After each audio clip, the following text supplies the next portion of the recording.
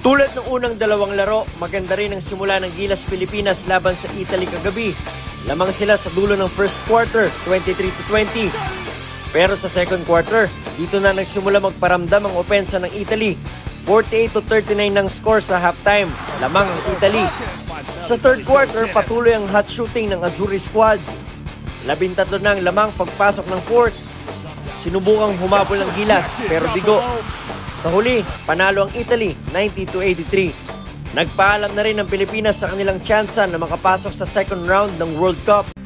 At kaugnay ng balitang yan, isang dinosaur daw ang secret weapon ng Pilipinas. Ang nasabing dinosaur daw ay itinago upang hindi mapag-aralan ng ibang bansa ang kanyang kahinaan. Ang nasabing dinosaur ay merong 83% sa 3-point area at may overall rating na 92% sa NBA. Ang dinosaur na ito ay nagtala ng triple-double sa kanyang huling 3 laro sa kanilang barangay.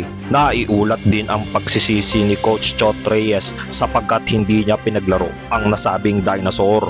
Maaaring nag-iba sana ang resulta ng kanilang mga laro kung ito ay nakapaglaro sa FIBA World Cup. Ayon na rin ito sa SBP. Maraming netizen din ang nakapuna na tila wala sa kanyang sarili si Coach Chot dahil nga hindi niya napagbigyan ng playing time ang nasabing dinosaur.